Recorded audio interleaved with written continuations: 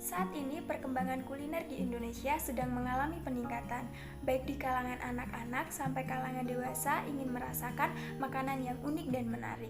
Hal ini membuat para pengusaha bersaing dan berlomba-lomba mencari ide kreatif sehingga dapat mengeluarkan produk yang dapat menarik hati para konsumen.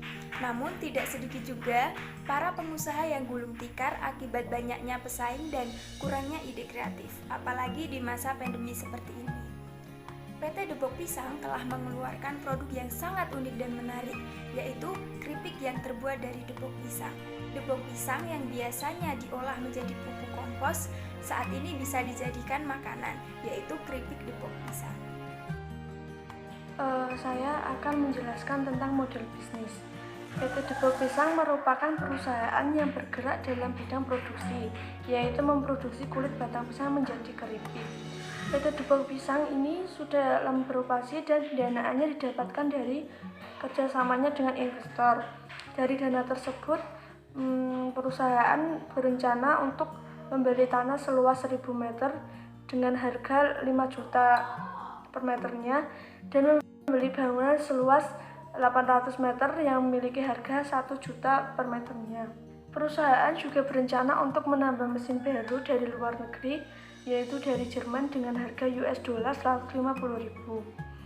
Setelah berjalan cukup lama, PT Depok Pisang melakukan penggajian untuk direktur dari bagian keuangan, tetapi PT Depok Pisang tidak melakukan pemotongan pajak kepada karyawan bagian produksi dan pemasaran dikarenakan beberapa karyawan tersebut menerima gaji di bawah PTKP yaitu 4.500.000. Yang selanjutnya, saya akan menjelaskan gambaran produksinya. Yang pertama adalah input atau apa saja yang dibutuhkan. Untuk bahan baku utamanya adalah depok pisang. Selanjutnya dibutuhkan bumbu atau racikan untuk mengolah depok pisang tersebut. Kemudian yang selanjutnya adalah overhead atau pendukung seperti listrik dan tempat pelaksanaan. Dan yang terakhir yaitu modal yang didapat dari investor. Langkah kedua adalah proses pembuatan keripik untuk dijual. Langkah ketiga yang terakhir adalah output, yaitu keripik yang sudah jadi dan siap dipasarkan kepada seluruh distributor dan dijual di toko. Selanjutnya saya akan membahas tentang perolehan bahan baku depok pisang. Yang pertama adalah pembelian depok pisang. Subjek pajaknya adalah PT Depok Pisang. Objek pajaknya adalah barang dagangan atau batang kulit pisang. Mekanismenya adalah perusahaan penyalur bahan baku menerbitkan faktur pajak atas setiap penyerahan BKP, yaitu barang dagangan depok pisang, ke pemungut PPN. Kemudian PT Depok Pisang wajib membayar ke PKP penjual sebesar harga jual ditambah PPN terutang. Untuk perhitungannya, pembelian depok pisang ini memiliki tarif 10% dan langkah-langkahnya memiliki 2 perhitungan. Untuk yang kedua adalah sewa kendaraan untuk mengangkut bahan baku. Subjek pajaknya adalah PT Gria Jaya. Objek pajaknya adalah penyewaan kendaraan mobil. Mekanismenya adalah transaksi sewa kendaraan yang dilakukan PT Depok Pisang memiliki kewajiban untuk membayar pajak penghasilan 23 setiap menyewa kendaraan untuk mengangkut bahan baku, sehingga atas pembayaran sewa mobil tersebut merupakan pemotongan PPh pasal 23 yang wajib dilakukan pemotongan oleh PT Depok Pisang. Untuk perhitungan pajaknya, sewa ini memiliki langkah-langkah yaitu 2 perhitungan dan memiliki tarif sebesar 2% dan 15%. Untuk perhitungan lebih jelasnya lagi bisa dilihat di PPT. Untuk memperlancar usahanya, maka PT Depok Pisang telah membeli sebidang tanah yang terletak di kota Semarang. Luas tanah 1000 meter persegi dengan harga 5 juta rupiah dan luas bangunan 800 meter persegi dengan harga 1 juta per meter. Dikarenakan PT Depok Pisang membeli tanah ini di tahun pertama, maka PT Depok Pisang akan dikenahi BPHTB terlebih dahulu, dan nantinya dasar yang akan menjadi perhitungan BPHTB ini adalah Peraturan Kota Semarang Nomor 2 Tahun 2011. Nah, saat ini bersama-sama kita akan membahas BPHTB yang nantinya akan dibayarkan oleh PT Depok Pisang. Perlu diingat bahwa Dasar yang menjadi perhitungan BPHTB adalah Peraturan Kota Semarang Nomor 2 Tahun 2011 dan di sana telah tertulis dasar pengenaan di Kota Semarang adalah Rp60 juta dan tarif 5%, sehingga BPHTB yang nantinya akan dibayarkan oleh PT Depok Pisang adalah Rp112.760.000. Perlu diingat bahwa BPHTB ini akan dibayarkan hanya sekali saja, yaitu di tahun pertama pembelian tanah tersebut. Di tahun kedua dan seterusnya, PT Depok Pisang tidak lagi membayar BPHTB, namun digantikan dengan membayar PBB atau pajak bumi dan bangunan. Untuk mengetahui PBB PT Depok Pisang, terdapat beberapa hal yang harus diperhitungkan terlebih dahulu. Yang pertama, kita akan menghitung NJOP, yang kedua NJKP, dan yang terakhir baru dapat menghitung PBB.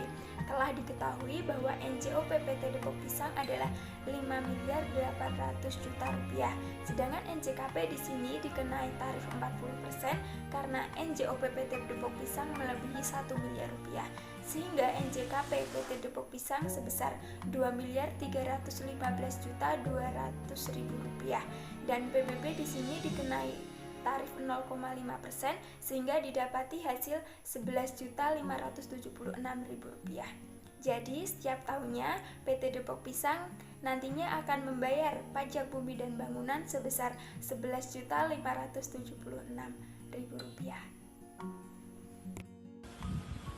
Yang berikut itu masuk dalam menambah mesin dari luar negeri. Pada tanggal 1 Januari 2021, PT Depok Pisang mengimpor barang dari Jerman dengan harga faktur sebesar $150.000. Barang yang diimpor adalah jenis barang yang tidak termasuk dalam barang-barang tertentu yang ditetapkan dalam Peraturan Menteri Keuangan Nomor 16/PMK.010/2016. Biaya asuransi yang dibayar di luar negeri sebesar 5% dari harga faktur dan biaya angkut sebesar 10% dari harga faktur. Biaya masuk dan biaya masuk tambahan masing-masing adalah sebesar 20% dan 10%. Kurs yang ditetapkan Menteri Keuangan pada saat itu adalah sebesar $1 atau dalam rupiah adalah sebesar Rp10.000. Yang selanjutnya adalah PPh 21 yang dilakukan PT Depok Pisang. Sebelumnya apa itu PPh 21? Jadi PPh 21 merupakan pajak yang dikenakan atas penghasilan berupa gaji yang dikenakan terhadap karyawan tetap. Nah, di PT ini memiliki banyak karyawan tetap yang tergolong menjadi 3 bagian, yaitu pada bagian kantor, bagian produksi, dan bagian pemasaran. Nah, tetapi di PT Depok Pisang ini hanya bagian kantor yang dilakukan pemotongan pajak pasal 21, dikarenakan karyawan bagian produksi dan pemasaran memiliki gaji di bawah penghasilan kena pajak yaitu Rp4.500.000. Nah, berikut ini merupakan contoh perhitungan yang dipotongkan kepada Direktur PT Depok Pisang, yaitu Pak Mahmudi yang memiliki tanggungan 4. Langkah pertama yang dilakukan dalam perhitungan ini adalah mencari penghasilan bruto yang didapat dari gaji yang disetahunkan ditambah dengan premi yang didapatkan oleh karyawan tersebut. Lalu yang kedua adalah mencari penghasilan neto yang didapat dari penghasilan bruto dikurangkan dengan iuran-iuran yang dilakukan karyawan tersebut. Kemudian kita menjumlahkan semua PTKP yang ada. Dari perhitungan tersebut dapat kita dapatkan penghasilan kena pajak. Nah, dari penghasilan kena pajak tersebut akan dihitungkan dikalikan dengan tarif yang ada, yaitu 5% dan 15%. Di situ kita dapat mengetahui pajak yang terutang selama setahun, dan dari situ kita akan bagi 12 menjadi per bulan. Lalu selanjutnya adalah PPh Badan yang dilakukan PT Depok Pisang. Nah, PPh Badan tersebut adalah pajak yang dikenakan atas penghasilan di dalam suatu perusahaan. Nah, PT Depok Pisang juga termasuk ke dalam wajib pajak. Nah, berikut ini merupakan contoh perhitungan pajak badan yang dilakukan PT Depok Pisang. Nah, perhitungan ini terbagi menjadi dua langkah. Langkah yang pertama adalah menentukan bagian penghasilan kena pajak dengan fasilitas. Nah, rumus bisa dilihat di PPT dan dari situ kita dapat mengetahui PPh untuk bagian dengan fasilitas. Lalu langkah yang kedua adalah menentukan bagian penghasilan kena pajak tanpa fasilitas. Nah, dari situ kita mendapatkan hasil yaitu besar PPh badan terutang di PT Depok Pisang. Nah, perhitungan bisa dilihat di PPT. Yang berikut kita masuk dalam tabel perhitungannya. Harga faktur sebesar 150.000 US dollar, biaya asuransi sebesar 7.500 US dollar didapat dari 5% kali 150.000 US dollar. Biaya angkut sebesar 15.000 US dollar didapat dari 10% kali 150.000 US dollar. Jumlah keseluruhannya adalah 172.500 US dollar. Jika dirupiahkan menjadi 1.725.000.000 rupiah. Biaya masuknya adalah sebesar 345 juta didapat dari 20% kali 1.725.000.000 rupiah. Biaya masuk tambahan sebesar 172.500.000 rupiah didapat dari 10% kali 1.725 juta rupiah. Nilai impornya adalah 2.242.500.000 rupiah. Jadi PPh pasal 22 yang dipungut oleh DJBC jika PT Depok Pisang memiliki API adalah 56.062.500 rupiah didapat dari 2,5% kali 2.242.500.000 rupiah. PPh pasal 22 yang dipungut oleh DJBC jika PT Depok Pisang tidak memiliki API adalah sebesar 168.187.500 rupiah didapat dari 7,5% kali 2.242.500.000 rupiah. Hari ini saya akan menjelaskan PPh 23 tentang dividen saham. PT Depok Pisang mempunyai 100.000 lembar saham yang beredar dengan nilai nominal 5.000 per lembar saham. Pada tanggal 15 November 2020, berdasarkan rapat umum pemegang saham, direksi perusahaan mengumumkan pembagian dividen. Perusahaan mengumumkan pembagian dividen dengan mekanisme yang pertama, pembagian dividen kas untuk pemegang saham dengan kepemilikan sampai dengan 10% sebesar Rp50 per saham. Yang kedua, pembagian dividen saham sebesar 1% untuk pemegang saham dengan kepemilikan sampai 20%. Dan yang ketiga, pembagian dividen dialokasikan dari cadangan yang ditahan yang dibentuk dari tahun-tahun sebelumnya. Dan yang keempat, pembagian dividen akan didistribusikan pada tanggal 15 Januari 2021. Para pemegang saham yang tercatat pada tanggal 14 Desember 2020. Untuk komposisi pemegang saham yang tercatat pada tanggal 14 Desember 2020, yang pertama PT Ojo Kelalen yang memiliki 70%, dan PT Rica Kepriben dengan kepemilikan 20%, dan PT Medang Jahe dengan kepemilikan 10%. Dan yang berikut hak-hak para pemegang saham atau ekuitas perusahaan pada tanggal 15 Desember 2020. Yang pertama, saham biasa dengan nominal sebesar 500 juta, agio saham biasa sebesar 100 juta, dan laba ditahan sebesar 650 juta. PPh pasal 23 atas dividen PT Depok Pisang yang terutang pada tanggal ketentuan pemilikan saham yang berhak atas dividen pada tanggal 14 Desember 2020. Untuk pemotongan PPh pasal 23 pada PT Ojo Kelalen yang memiliki saham sebesar 70% tentunya tidak dipotong PPh pasal 23 karena kepemilikan sahamnya di PT Depok Pisang di atas 25% dan dividen berasal dari cadangan laba yang ditahan. Untuk PT Rica Kepriben dengan kepemilikan saham 20% tentunya dipotong PPh 23 walaupun dividen tersebut diberikan dalam bentuk saham. Untuk dividen saham pada PT Rica Kepriben yang memiliki kepemilikan saham sebesar 20% dikali 100.000 lembar saham, totalnya sebesar 20.000 lembar saham. Untuk nilai dividen saham pada PT Ricaga Priben sebesarnya 1% dikali 20.000 lembar saham dikali 5.000, totalnya sebesar 1 juta. Untuk PPh pasal 23 yang dipotong pada PT Ricaga Priben sebesar 15% dikali 1 juta sama dengan 150.000. Untuk dividen saham pada PT Medang Jahe, PT Medang Jahe dengan kepemilikan 10% tentunya akan dipotong dengan PPh pasal 23. Untuk total kepemilikan saham PT Medang Jahe yaitu 10% dikali 100.000 lembar saham, totalnya 10.000 lembar saham.